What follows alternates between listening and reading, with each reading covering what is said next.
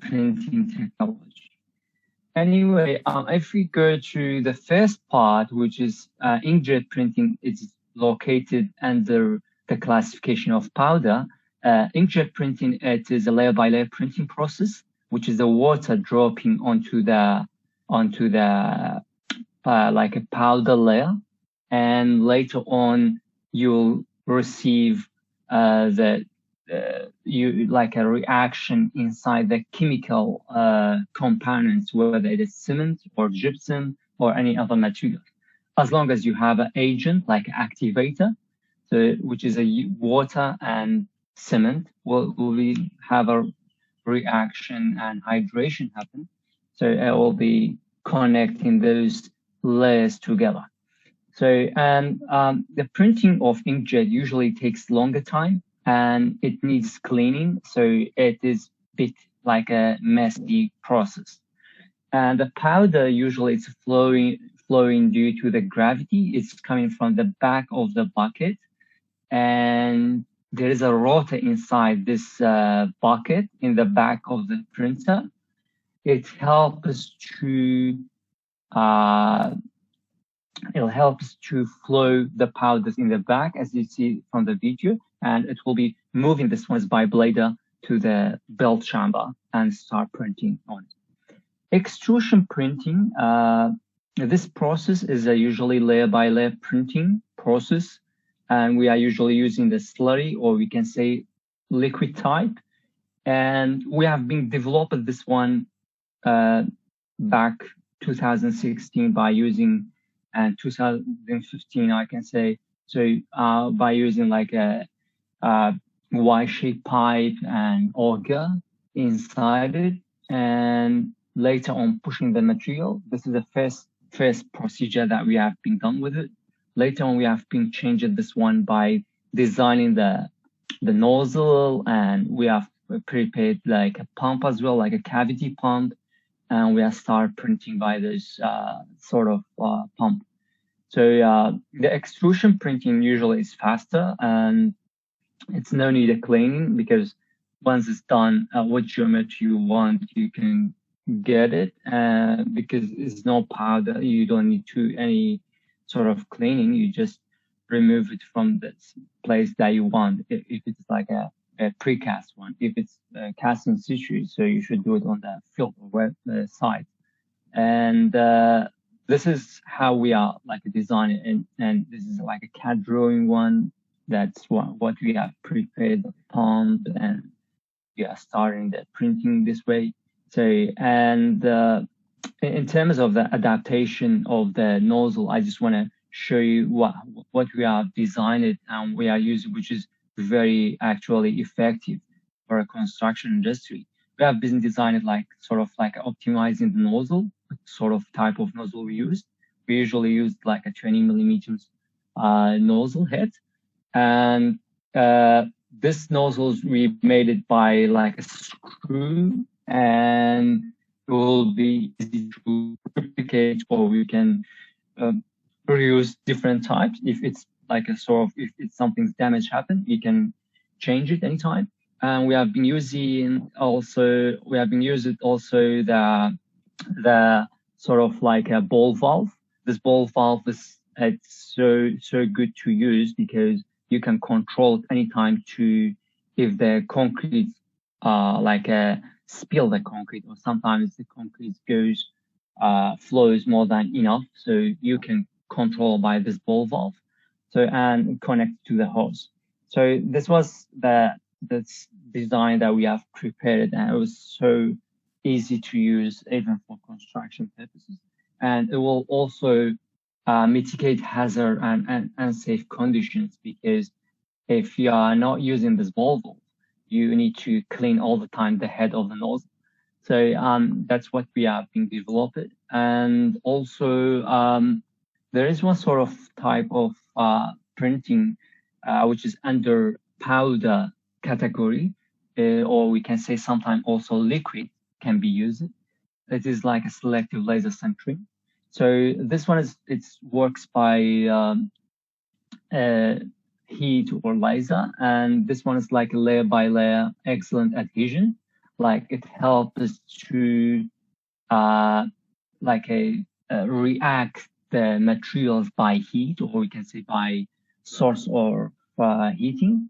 And this will usually prefer to be a powder, but we have been actually using paste. I have been using paste or mortar at student university. And SLS can be subjected to high temperature and it will be cause shrinks. And as you see in the figure on the right side, we have been using like different lights and different speeds. So the source of the heat we have been using, like we can focus it in a higher or lower, like an aperture. It's like a light of source that goes through the hole. So it can be reduced or increase it. So the first one is like a cutting. So it could be like used as a subtractive as well, not just additive. So, and these others, it could be like using as a source of heating to cure, and you can make another layer on it. And this type of SLS, it's not really famous because of like a light that they have. It's a laser usually. It's dangerous, and also it's expensive when it's scaled down to smaller type of printing. And I'm going to talk a little bit more detail on inkjet 3D printing, which is called powder-based 3D printing. Sometimes called binder jetting printing. So here is some result that we have been received until now for like compressive strength of the mortar. For the mortar, you can get even higher if you make a proper material together. So anyway, we have been get 37 megapascal. So when we are cured after we have been done the printing process, so you have been cured in 80 degrees, later put it in a water. Later on, you put it in a oven again at 80 degrees. You get very good result. And this can be done also straight away, but you maybe like after putting to the water, but you maybe not get the result that you want. So usually we know that compressed strength for construction purposes is pretty crucial to have. So anyway, we have been done a lot of tests for compressive in regarding we have been using like our ordinary Portland cement, calcium aluminate cement, and sand as well. And for Flexural, we got like a different results in like a different direction. So like X, Y, and Z direction. After cured, we have been get like about 6 megapascal somehow. But still we are working on this project and we have got some other results. So for extrusion printing,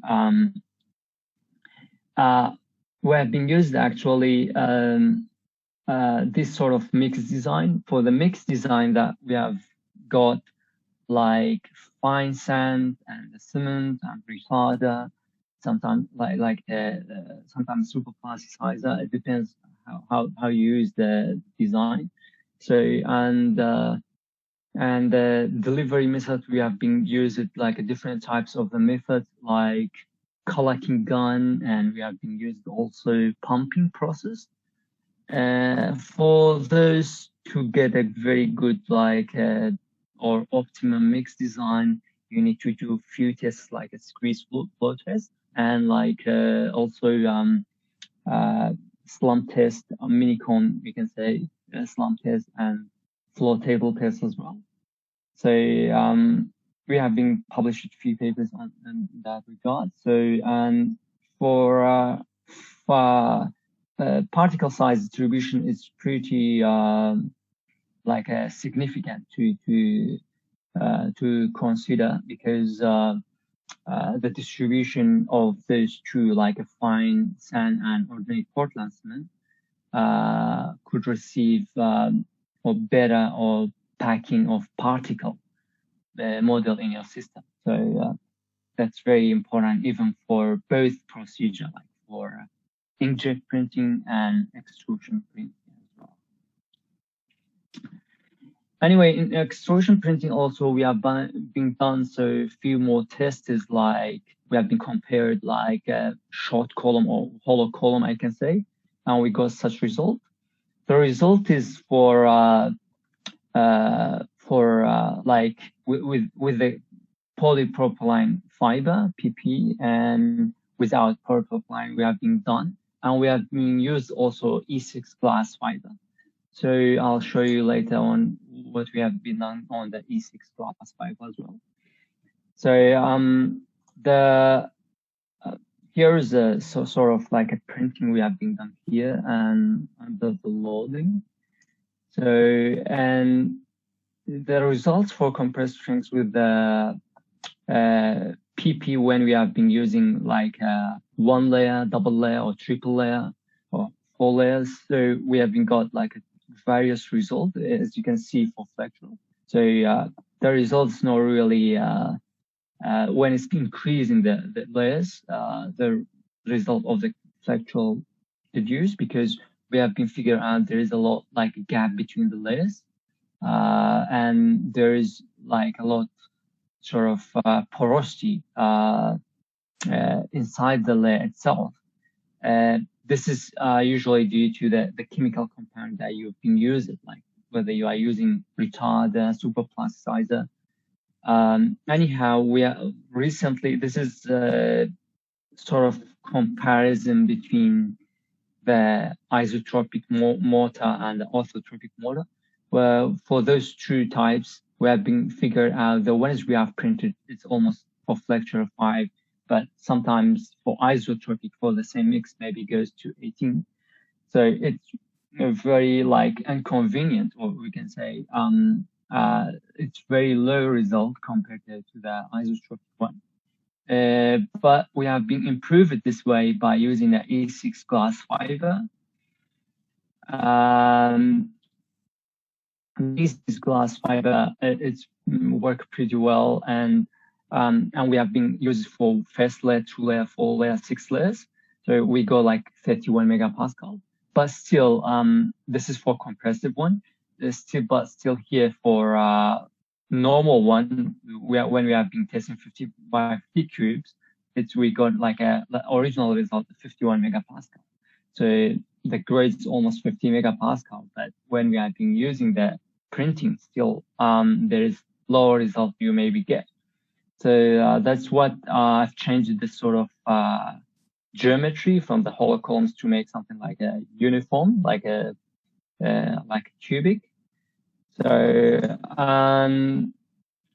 for Flexural, the Flexural is actually here is a bit better in an E6 glass fiber. We got like a 9 megapascal, and for the ones we have been prepared like a prism, we got like about almost like a 9 megapascal as well. So almost similar or same in the Flexural terms. However, sometimes you may be seeing like small like holes between the printed layers. So this is because of like a printing of the layers. So it leaves sort of gap in between those two layers when it's adjusted to each other. But this may be not used in a real life. You maybe have a different geometry, like a hollow column or different types. So this is just to show if we are making like a 2 layers, almost you maybe have a sort of a hole or gaps in between each layers. And in terms of selective laser sintering, we have not been done too much in this type of technology, but it's really important to have a future work on such technology, because it seems nowadays they are providing like a different type of SLS. So in a small scale and larger scale as well.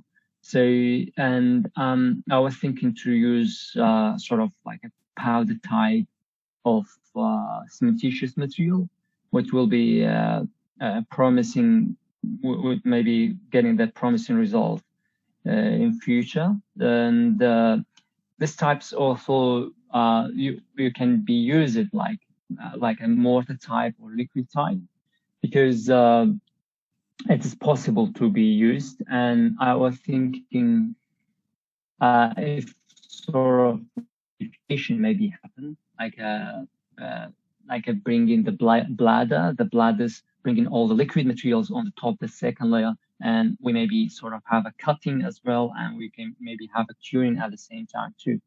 So this is sort of like a SLS innovation. So, but this technology bit like dangerous because of using the lasers. So people maybe don't like it too much to work with this sort of technology. But this is promising, especially for the like a out of the or like a planet, for example, if for Luna, like using on the Mars or Moon, it is promising, and maybe we get a very good result. So that's regarding SLS, like selective laser sintering. And to finalize my like a presentation, I was just saying for each like a type of materials that we should use, it's very important to use an appropriate technique or technology. Otherwise, it maybe not work properly, or maybe takes longer time to receive or to get or achieve the property that you want. Especially for us as engineers, we are mostly focusing on the mechanical properties to get a very high results in compressive and models of plasticity. And the second point I can say, it's very important to optimize the time between layers, which have been done for inkjet 3D printing. I've published one of the papers, so we can optimize the time between layers as well. And adhesive agents, it's very important to use what sort of agent you are using, whether you are using just water or superplasticizer, and saturation level as well, which is water to cement ratio, and pumping and jetting. So for example, in extrusion, we need a pumping. That in inkjet printing, we are needing the jets at sort of to splash the water from the head of the printer. And printing the right geometry, it's very efficient because it may save a time and material too. And additive manufacturing itself could be broadly used in other other types of the additive manufacturing, possibly to be used in near future as well. I'm pretty sure there's few other types of the AM will be very helpful for construction technology. And so that's end of my presentation, and I'm not sure I'm finished on right time or not. So okay, I think yes, still we have a few more minutes.